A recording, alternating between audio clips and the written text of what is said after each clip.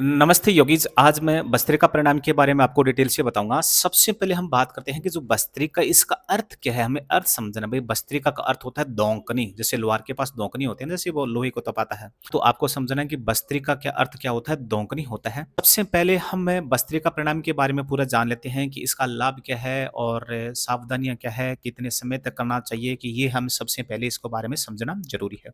सबसे पहले हम बात करें कि भस्त्रिका परिणाम का लाभ क्या है, तो लाभ के बारे में पहला ही पॉइंट है आपको याद रखना कि भस्त्रिका परिणाम त्रिदोषक नाशक है। मतलब तीनों दोषों का नाश करता है। वात, पित्त, कफ इन तीनों का क्या करता है? शमन करता है। ये इनका पहला बेनिफिट। दूसरा बेनिफिट है कि भस्त्रिका परिणाम बीपी को कंट्रोल करता है। जो बीपी होता है, ब्लड प्रेशर है, रक्तदाब इनको क्या करता है? कंट्रोल करता है और आगे कंट्रोल के साथ-साथ हमारा जो स्ट्रेस है, हमारा जो तनाव है, ये तनाव को क्या करता है? कम करता है।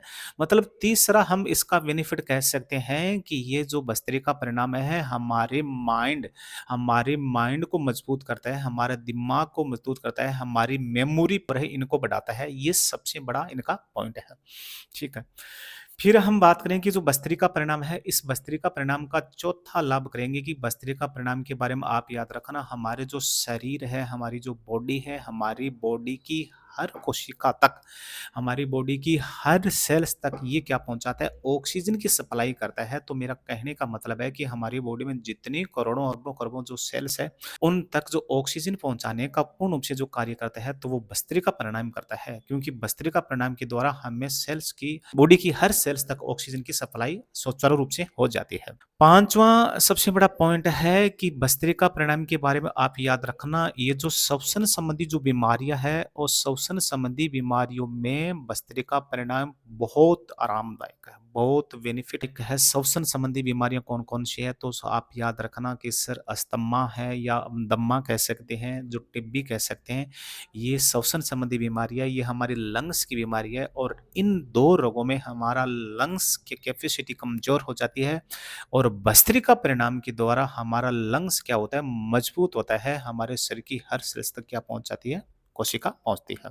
फिर आगे वाला इसका बेनिफिट देखें, तो आगे वाला बेनिफिट के बारे में हम बात करें कि ये हमारा जो फैट है, हमारा जो वज़न है, हमारे वज़न को घटाता है, हमारी बॉडी की फैट बर्न में सहायक होता है भस्त्रिका परिणाम।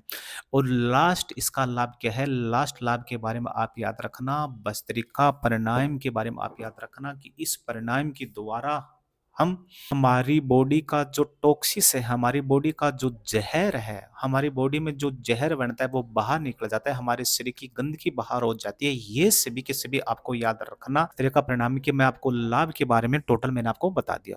तो आपको समझना है कि इसकी सावधानियाँ भी है। भई लाभ है तो आप समझते हो भई लाभ और हानि दोनों तो साथ-साथ चलता है। तो अब इनकी सावधानियाँ क्या रखना चाहिए भई? कौन-कौन भस्त्रिका परिणाम कर सकता है, कौन नहीं कर सकता? तो सबसे पहला पॉइंट याद रखना। पहला पॉइंट आपको याद रखना कि जो अस्थमा का जो मरीज़ है या जो दम्मा का जो मरीज़ है या टीबी के मरीज़ है, जो श्वसन संबंधी जो बीमारियों से जो ग्रसित होते हैं, ये प्राणायाम लाभदायक तो होता है, लेकिन इसमें आपको याद रखना, इसमें इस प्राणायाम को धीरे-धीरे करना है, एकदम आराम से करना है। दूसरा सबसे बड़ा इसकी सावधानी है कि जो बीपी है, तो बीपी में आपको याद रखना कि जो बीपी होती है, तो बीपी हाई बीपी के लोग होते हैं या जो हार्ट के जो पेशेंट होते हैं, इनको ये परिणाम धीरे-धीरे करना चाहिए। और चौथी सबसे बड़ी सावधानियाँ है, इसमें आपको याद रखना हर्निया के जो पेशेंट है, हर्निया के पेशेंटों को ये जो परिणाम है एकदम धीरे-धीरे करना चाहिए। तो आपको याद रखना बीपी है, हार्ट के पेशेंट है, जो अस्थमा के है, टीबी के, हर्निया के पेशेंटों को ये परिणाम एकदम धीरे-धीरे करना चाहिए। ठीक है ना? फिर हमें ये पूछा जाता है कि भई भस्त्रिका प्राणायाम कितने टाइम तक कर सकते हैं? तो भई अब टाइम से आपसे पूछा जाता है, तो टाइम के बारे में आप याद रखना, भस्त्रिका प्राणायाम के बारे में आपको याद रखना, आप 5 से 7 मिनट कर सकते हैं या 7 से 10 मिनट कर सकते हैं।